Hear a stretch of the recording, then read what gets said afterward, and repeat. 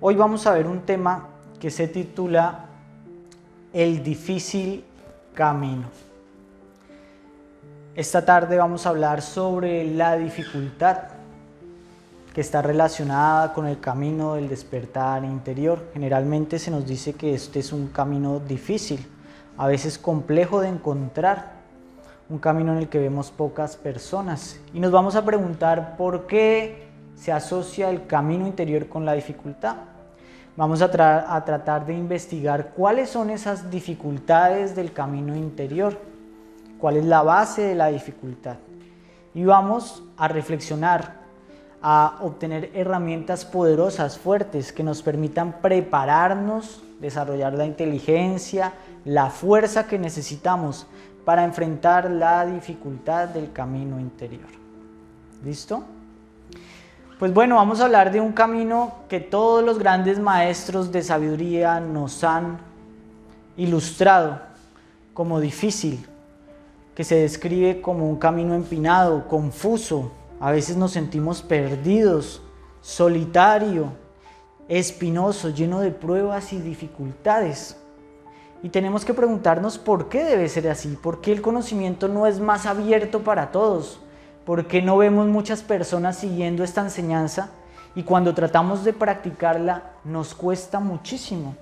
¿Y qué podemos hacer al respecto? Porque para eso es esta conferencia. Los grandes maestros de sabiduría nos han dicho muchas veces que esto es semejante a una cúspide, a una montaña en la que nosotros nos aventuramos. Decía el Maestro Jesús describiendo este camino: porque estrecha es la puerta y angosto el camino que lleva a la vida, y pocos son los que la hallan. Decía por su parte Buda también sobre las cosas del camino interior: de fácil ejecución son las cosas nocivas y dañinas. Lo bueno y beneficioso es verdaderamente difícil de hacer. Y entonces nos preguntamos por qué será que el camino es difícil, en qué radica esa dificultad. ¿Será que Dios quiso hacerlo así simplemente para molestarnos, para ponernos obstáculos en el camino? Pues bueno, vamos a empezar por un principio, porque si queremos entender las dificultades del camino, necesariamente tenemos que preguntarnos qué entendemos por un camino interior. ¿A qué nos estamos refiriendo? Porque obviamente este no es un camino que vamos a recorrer con los pies, ni en un coche, ni en una moto, ni en una bicicleta. Es un camino metafórico que podemos recorrer incluso sin movernos del lugar en el que nos encontramos, porque es un camino interior. Este camino lo estamos recorriendo con nuestra forma de vida, porque el camino es vivir una vida compuesta de hábitos, relaciones, formas de vivir que concuerden con principios y leyes espirituales. Es decir, que la manera como nosotros vivimos nos lleva a un destino. Las relaciones que yo elijo me llevan a convertirme en un tipo de persona y podemos verlo como un camino. Las cosas que yo leo, las personas que yo escucho, las cosas en las que pongo mi atención, generan algo en mí, generan un efecto, me transforman y me pueden llevar a la ignorancia o a la sabiduría, al degeneramiento o al regeneramiento, ¿cierto? Me pueden llevar a algún lugar, a convertirme en un tipo de persona. Por eso nuestra vida es un camino, depende cómo nosotros la vivamos. El camino interior pues es una vida en concordancia con principios y leyes espirituales, una vida en la que nuestros actos no generan karma, un camino guiado por la enseñanza de los sabios, porque los sabios que nos decían: trata a los demás como quieres ser tratado. Nos daban pautas para que nuestra vida fuera un camino hacia el desarrollo interior, hacia las bondades espirituales, hacia la felicidad, la armonía y hacia cumplir nuestro propósito existencial. Pero sucede y acontece que todos los que recibimos esta enseñanza, generalmente, hemos recorrido un camino por un sendero completamente contrario, opuesto. Porque en la sociedad nos han enseñado una serie de hábitos, formas de vida, hemos adquirido unos vicios, unas relaciones que cristalizan en nosotros los valores que nos llevan por el sendero contrario al camino interior. ¿Verdad? Esto lo podemos comparar con los carriles de un tren. Si ustedes miran un tren, no puede salirse de esos carriles. Y nosotros en nuestra vida vamos por unos carriles a un destino, de acuerdo a la manera como vivimos. Lo que nos impulsa por unos carriles, pues es nuestro karma, nuestra programación, nuestras relaciones. Si yo tengo malas relaciones, pues dicen, dime con quién andas y te diré quién eres, me convierto en eso. Lo que yo veo en la televisión, lo que yo admiro, los vicios que yo voy desarrollando, me convierten en el pasajero de un vagón de un tren donde van otras personas que van en esa misma dirección. Y cuando recibimos un conocimiento de este tipo, pues encontramos que hay un carril que nos lleva por un sendero inverso. Y entonces ahí encontramos la dificultad del camino. ¿Por qué? Porque hay que detener esa locomotora que trae todo un peso, que está acostumbrada a una forma de vida, que está acostumbrada a unos placeres, que tiene energía y vitalidad para unas relaciones. Y cuando nos disponemos a andar en sentido contrario, pues vamos a encontrar que nuestra propia naturaleza, pensamientos, hábitos se revela. No quiere. Nos puede causar hasta malestar. Y sucede que el camino es algo práctico. El despertar es una experiencia activa y dinámica. No consiste simplemente en leer teología o espiritualidad. Porque podemos leer muchos libros y eso puede ser agradable, entretenido, que es lo que generalmente hace la mayoría de personas. Llegar a saber incluso de los santos, de los maestros de sabiduría, del esoterismo, etc. El problema es que cuando nosotros asumimos eso como una forma de vida, nos damos cuenta de que no estamos preparados para hacerlo, que nuestra naturaleza va en sentido contrario. Le gusta creer lo espiritual, pero seguir viviendo de la misma manera, encarrilados en el mismo tren, con pancartas espirituales por dentro, ¿cierto? Entonces, cuando nosotros decidimos emprender ese recorrido que va hacia la cima de la montaña, el desarrollo interior, pues nos vamos a encontrar con muchas dificultades y obstáculos, que no son propiamente obstáculos del camino, sino son obstáculos que existen en relación a nuestro mundo interior. Porque una persona que está adaptada a lo noble, a lo justo, a lo verdadero, que tiene un cuerpo regenerado, pues para ella no es difícil vivir de una manera superior, trascendente, tener buenos hábitos. Es difícil para una persona que se ha acostumbrado a todo lo contrario. Así que las dificultades no son propias del camino, sino que están en nuestro interior, pues son estados psicológicos, no circunstancias. Así que con esta introducción, con esta base, pues podemos empezar a reflexionar sobre las adversidades que muchas veces vienen sobre nosotros cuando nos dedicamos al trabajo interior. Una de esas primeras dificultades es el gimnasio y las pruebas. Cuando nosotros aspiramos a la sabiduría, cuando queremos cambiar, cuando queremos despertar, entonces sin darnos cuenta estamos entrando en un proceso de aceleración, estamos pidiendo sabiduría a la vida para cambiar. ¿Qué quiere decir entrar en un proceso de aceleración? Pues que una persona que ve la vida como un gimnasio de aprendizaje, como una escuela de aprendizaje, acelera su proceso de desarrollo espiritual. Esa persona, viviendo de una manera consciente, viviendo de una manera atenta, reflexiva a lo que la vida le quiere enseñar, puede llegar a aprender en una vida lo que una persona ordinaria se puede tardar aprendiendo durante 10 vidas o muchas vidas. Porque las personas que viven inatentas, que viven en el mundo, generalmente tienen que repetir los mismos dramas, problemas, circunstancias dolorosas una y otra vez durante vidas enteras, para que ocasionalmente su conciencia llegue a darse cuenta de que está cometiendo un error. Pues ese no es su propósito existencial. Eso le ocurre simplemente porque está cansada de sufrir, después de mucho sufrimiento. Pero nosotros aceleramos ese proceso porque vivimos atentos, reflexivos, entendiendo, y hemos pedido a la vida que nos dé esa sabiduría para poder alcanzar la liberación. Sucede que en todo gimnasio, en todo proceso de aprendizaje, las dificultades cumplen una función, ¿verdad? Sí. ¿Cómo aprendemos matemáticas? Pues a través de problemas matemáticos, ¿cierto? ¿Cómo hace una persona para entrenarse en cualquier deporte? Se pone obstáculos para desarrollar su potencial. Pues bien, esto ocurre de la misma manera, porque cuando la vida se nos presenta llana y fácil, ¿qué podemos aprender? Muy Pues poco. nada, Eso pasa estar cuando, cómodo. ya, eso pasa cuando te aíslas también de todo. Te aíslas y es cuando no vas a tener los problemas que te puede presentar el estar en la sociedad, digamos. Relativamente, porque el proceso de aislamiento hacia una búsqueda espiritual también es exigente, ¿me entiendes? Cuando tú estás separado de toda una sociedad, del apoyo social. Ya, pero el gimnasio te lo presentas en la convivencia con lo que tú estás sintiendo. Si tú, por ejemplo, vives en una familia, ¿no? Tienes tu hermano, tu hermana, lo que fuera, y ellos están viviendo su vida de otra forma y tú vives tu vida interior de otra forma. Entonces, los puntos de vista de esa gente serán diferentes a los que tú tengas.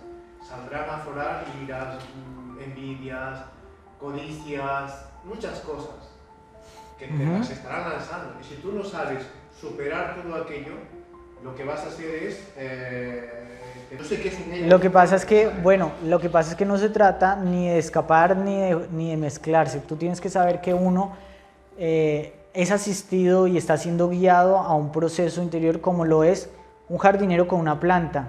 El jardinero es el que sabe qué le conviene a una planta en determinado momento y la mueve de un lugar a otro. De la misma manera, nosotros tenemos un ser interior, un espíritu, que de acuerdo al momento que nosotros estamos viviendo nos lleva a una o a otra circunstancia. No quiere decir que una persona que se retira en determinada etapa de su vida esté haciendo mal, si eso obviamente es un proceso que le ha llegado no por su propia voluntad, sino como parte de un proceso espontáneo, exactamente.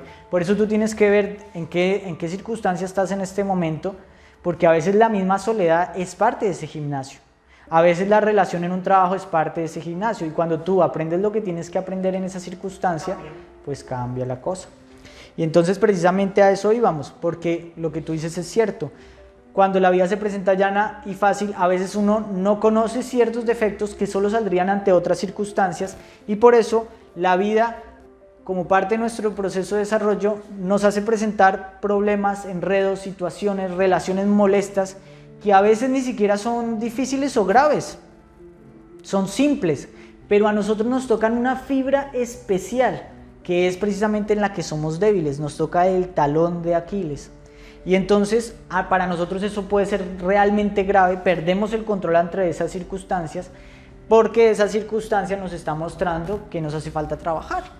Así que cada uno de nosotros tiene un gimnasio, ya sea que estemos solos, acompañados, con dinero, sin dinero, y lo que tenemos es que tener la actitud adecuada para que ese gimnasio lo podamos aprovechar, porque si uno está renegando, quejándose, pensando que estaría mejor si estuviera en otro lado, si estuviera en otras circunstancias, si estuviera acompañado, si está solo, si estuviera solo, si está acompañado, entonces no va a alcanzar la lección que la vida le quiere mandar. Hasta que no se acepta eso, no. Hasta que no acepte y estudie y medite los estados psicológicos que le están saliendo. Pero entonces, esto solo lo logramos si nos damos cuenta o si estamos en una perspectiva o vemos nuestra vida desde la perspectiva de un estudiante. Es decir, esto que me es molesto no es para castigarme y no es en sí el final de mi vida. Si yo estuviera en otra circunstancia no es que fuera feliz. Esto está pasando es para que yo aprenda determinada cosa. Pero pasa que si uno no tiene la perspectiva adecuada, uno mira a la gente que no está en el conocimiento y dice, pues en últimas ellos viven mejor que uno, ¿para qué hago yo esto? ¿Me entiendes? En última ellos no tienen problemas, en última ellos no tienen ninguna dificultad y uno que está tratando de entender la vida.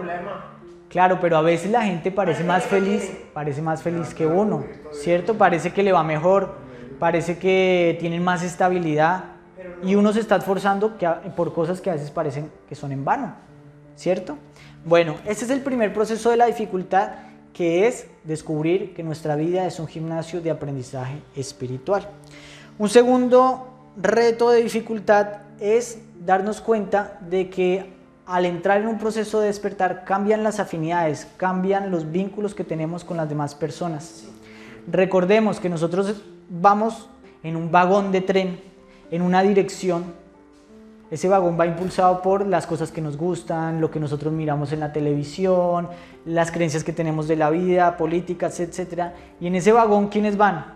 Pues las personas que piensan igual, porque vamos en la misma dirección, tomamos las mismas sustancias, de pronto tenemos los mismos vicios y ahí nos sentimos cómodos acompañados con ellos, ¿cierto? Pero cuando nosotros recibimos el conocimiento interior y empezamos a cuestionar nuestros hábitos, el destino al que nosotros vamos, de dónde venimos, lo que hemos hecho en nuestra vida, decimos, hey, yo no quiero seguir en esta línea, yo no quiero seguir en este destino. Entonces ya no nos empiezan a interesar las ocupaciones, los lugares, los programas que veíamos, sino que cambian nuestros intereses, se modifican nuestros valores y visión de la vida. Pero sucede que estos cambios no se dan en todas las personas.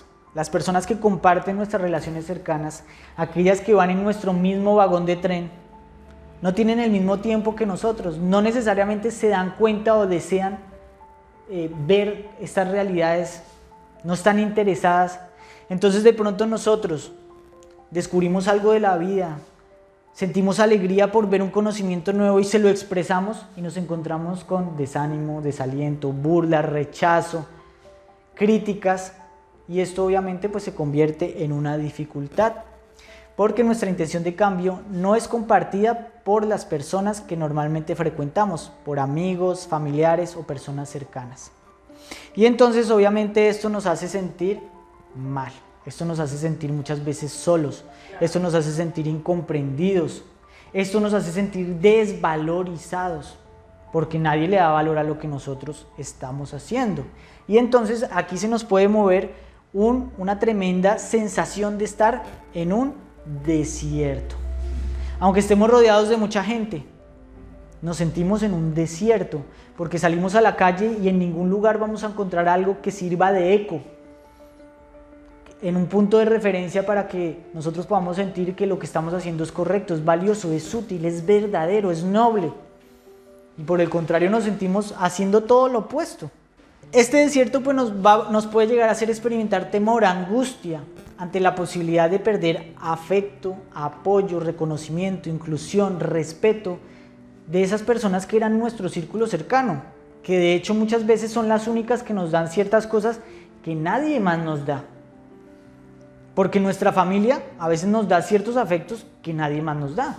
Y empezamos a ver que a nuestra familia no le agrada mucho el conocimiento que estamos practicando. Nuestros amigos que nos daban inclusión, apoyo, de pronto se empiezan a desvanecer, vemos que ya no nos llaman. Y entonces empezamos a sentirnos completamente solos. ¿Y esto qué puede hacer? Que tengamos tanto miedo, que miremos para atrás y volvamos a ser las personas que éramos. De hecho, yo he conocido varias personas que ante esta soledad me dijeron, no, yo sé que el conocimiento es verdadero, pero yo empecé a sentir un desligamiento de mi mundo que me dio tanto miedo que tuve que volver atrás. Y me lo expresaron así, lo confesaron así abiertamente, y yo pues sí, esto es un desierto en el que no todo el mundo es capaz de meterse.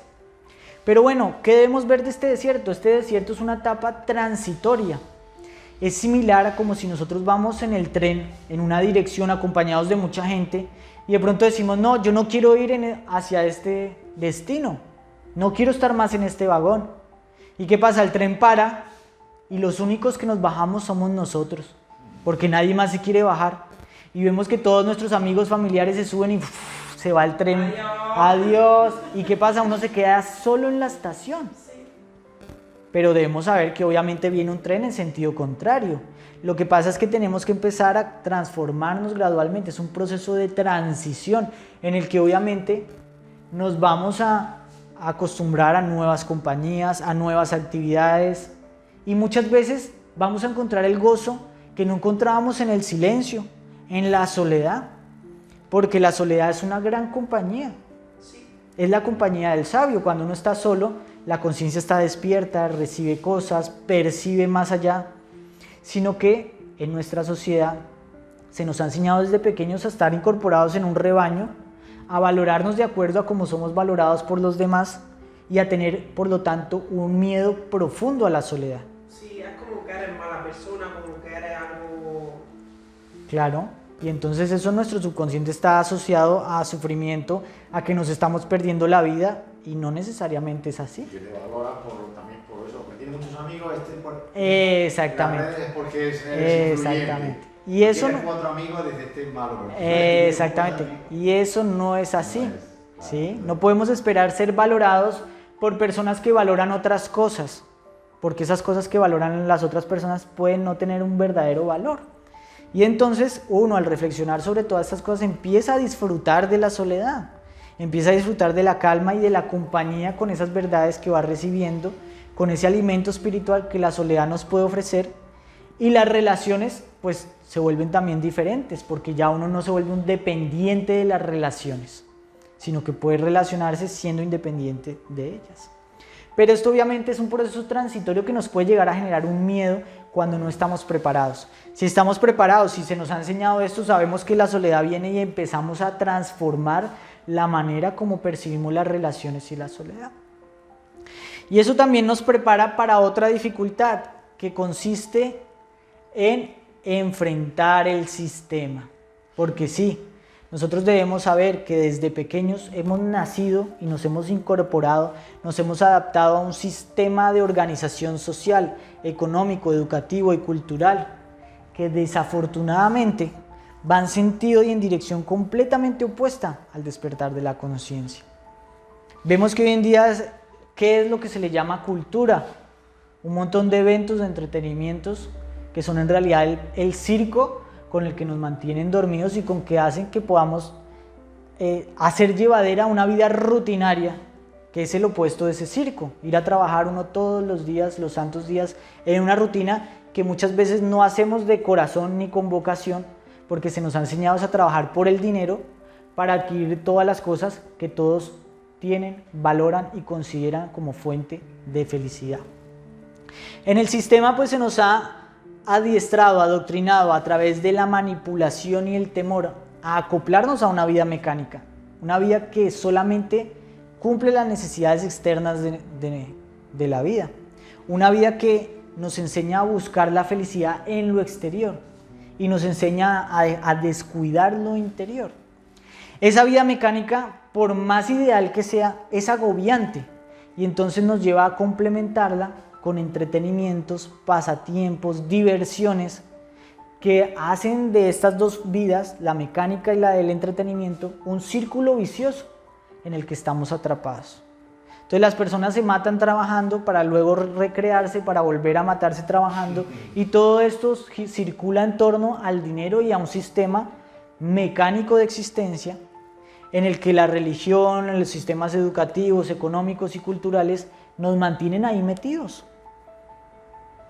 Y entonces nunca se nos enseñó a desafiar ese sistema, a encontrar formas creativas de vida.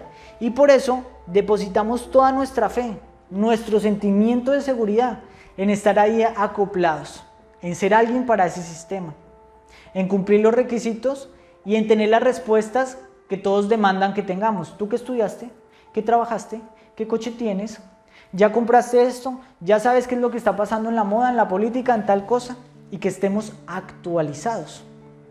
Depositamos ahí tanto nuestra seguridad y nuestra fe que no podemos vivir fuera de eso, que nos sentimos desorientados fuera del sistema. Y afuera de ese sistema está la libertad, Y está la seguridad. está la seguridad verdadera, que es una seguridad que no consiste en tener cuentas bancarias, en tener pagada la jubilación, en todo lo que las personas creen que es la seguridad. Entonces, enfrentar el sistema exige que nosotros veamos que la vida no es ese sistema de organización. Ese sistema de organización fue fabricado por la mente humana. No es la panacea, no es lo único que existe. Existen métodos creativos de organización que nosotros podemos incorporar en nuestra vida. Debemos reflexionar sobre las leyes de la naturaleza, sobre la manera como Dios nos puede sustentar si nosotros nos dedicamos al trabajo interior. Sacamos tiempo para nuestra meditación, para nuestro estudio, para este tipo de actividades, para sacrificarnos por la humanidad.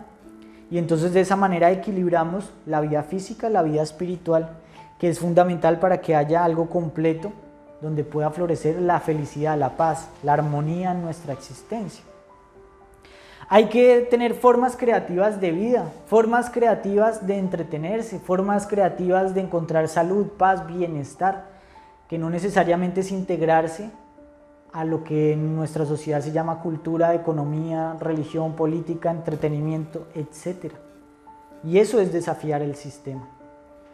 Y entonces ahí también, cuando nosotros empezamos a desafiar el sistema, nos damos cuenta de que tenemos que desarrollar la autonomía, porque toda la vida estuvimos incrustados en un rebaño, haciendo lo que todos hacen.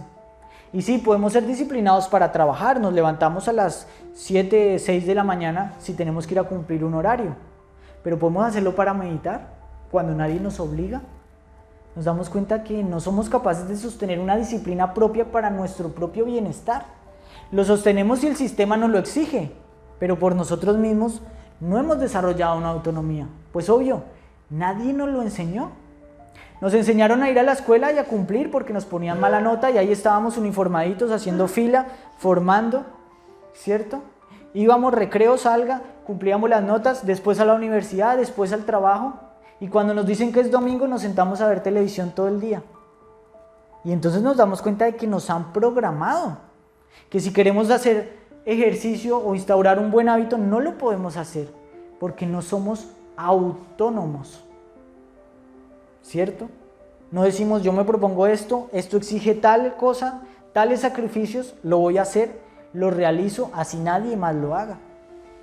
Y sucede que en el conocimiento interior, a la hora de despertar, aunque nos den las herramientas, nadie nos va a forzar a hacerlo. Nadie nos va a impulsar a despertar. Por eso ustedes se dan cuenta de que muchas veces es difícil que una persona vuelva al conocimiento, porque está tironeada por fuerzas que desconoce, que la llevan en todas las direcciones. ¿Y quién la va a obligar a...? Tú sí nos impulsas al despertar, es decir, al decirnos, al explicarnos la conferencia y al... Te podemos dar una sugerencia para despertar, te podemos dar inspiración para despertar, pero a la hora de levantarte mañana en la mañana yo no puedo estar ahí. Elo, levántate, deja la manta, sácate, échate agua en la cara, no te duermas, ¿cierto? Como hacer la mamá. Nadie lo puede hacer. En el momento de llevar el conocimiento a la práctica, nadie te lo puede hacer. De hecho, tú vas a tener acá toda la tentación y para vencer la tentación te toca decir hey, yo lo quiero hacer. Quiero vivir de una manera distinta. Y eso exige desarrollar una fuerza de autonomía que ¿cómo se desarrolla? Empezando con las pequeñas cosas. Por el contrario, estamos rodeados de influencias que nos llevan en sentido contrario.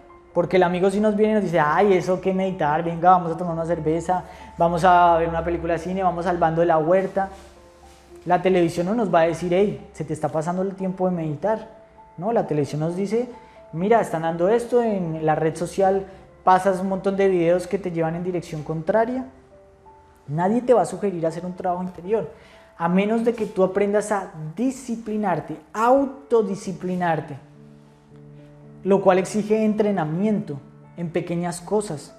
Si uno no se autodisciplina para lo pequeño, pues para lo grande no lo va a poder hacer. Entonces hay que aprender a ponerse pequeñas disciplinas y a sentir esa alegría de cumplirlas, porque no es la acción lo que queda, sino la disciplina, la capacidad de ejecutar y hacer cosas y cumplir nuestros proyectos espirituales. Así que esta es otra dificultad que tenemos que desarrollar, pero que nos va a dar un poder extraordinario, porque decimos, me propongo esto y lo hago. Otra dificultad es la pobreza de la personalidad, porque sucede y acontece que cuando nosotros trabajamos sobre nosotros mismos, pues dejamos de interesarnos en las cosas que robustecen el ego y las apariencias de la personalidad. Dejamos de estar al tanto de las noticias, de lo que todos saben, dejamos de fortalecer nuestros puntos de vista y entonces nos volvemos menos llamativos, competitivos, menos graciosos, menos chistosos, menos fuertes. Pasamos desapercibidos y entonces somos desvalorizados y podemos parecer simples, anticuados, retraídos, porque cómo es que no sabes de actualidad, cómo es que no sabes de la guerra, ¿sí? ¿Cierto? O se enteran ellos muchas veces que están en otro lado del mundo que acá en España pasó tal o cual cosa. ¿Cómo estás por el terremoto? Y uno, ¿cuál terremoto? No, es que después investigas y fue que hubo un terremoto por allá en Andalucía o en otro lugar, ¿cierto? Y entonces uno se vuelve una persona simple y pasa lo mismo de las relaciones. Empezamos a sentir una sensación de pobreza y de que no estamos haciendo nada con nuestra vida, de que estamos perdiendo el tiempo. Porque obviamente una persona que se dedica al ego y a la personalidad pues progresa en lo exterior, que compró un coche nuevo, que compró una casa, que se va a estrenar una finca no sé dónde. Y ese tiempo muchas veces nosotros lo estamos empleando en tener una disciplina, en disolver el ego, en lograr un desarrollo interior que es invisible y que no es valorado por otros. porque al contrario, tú vas a relacionarte con la gente y todas esas cosas no se ven. Muchas veces se muestran a través del silencio, y el silencio, ¿qué dice de nosotros? Nada, ¿cierto? Y entonces, si uno no está templado y si uno no sabe ver que el valor de una persona no está en lo que aparenta ni en el trato que otros le dan por lo que aparentemente es, entonces se va a sentir pobre, se va a sentir anticuado, se va a sentir retraído, y eso lo puede llevar a desanimarse. Sin embargo, hay que ver que esto es algo de lo que han hablado todos los grandes sabios. Por eso Jesús decía: bienaventurados los pobres en espíritu, porque de ellos es el reino de los cielos. Eso es ser pobre de espíritu, ser pobre en cuanto a todo ese volumen que hemos desarrollado en el exterior. Bueno, y una última dificultad de la que tenemos que hablar, pues está relacionada con la naturaleza, porque tenemos que desafiar la naturaleza. Sucede y acontece que estamos viviendo en el interior de un cuerpo y una mente que es sensible al placer, al exceso, tendente al vicio. Un cuerpo que ya está súper condicionado. Un cuerpo que va a tener ganas de hacer todas las cosas menos hacer un trabajo interior, porque las actividades del trabajo interior no necesariamente dan placer. Y el cuerpo siente ánimo, voluntad y fuerza, es para lo que le causa placer, ¿cierto? Entonces, si nosotros vamos a cocinar algo rico, a ver una película, a ir con los amigos, sentimos ánimo, fuerza, tenemos vitalidad, disposición. Pero cuando vamos a hacer un trabajo interior, cuando nos vamos a levantar, la mente dice a meditar, a reflexionar. Entonces vemos que el cuerpo se queda dormido, la mente duda, se alían los dos, el cuerpo está pesado y la mente dice: ¿para qué vas a hacer eso? Y por otro lado viene el problema del regeneramiento, que nuestro cuerpo pues no solamente es sensible a las malas costumbres, sino que ya trae muchísimas, porque nos hemos nivelado en el grado de degeneramiento de la sociedad a la que pertenecemos. Entonces nos acostumbramos a muchos vicios que cuando se los quitamos, nuestro cuerpo se puede llegar a sentir hasta enfermo. Pero alguien nos dice: vamos a ver la película, y la enfermedad se pasó. Nos vemos fuertes, vitales. Y ahí es donde uno se da cuenta que tiene que educar este cuerpo, que tiene que desintoxicar este cuerpo, que tiene que purificar el cuerpo para que sea un caballo para el jinete que lo quiere llevar a otro destino. Como vemos, es un proceso de rectificación. El camino es difícil porque rectificar algo generalmente es difícil.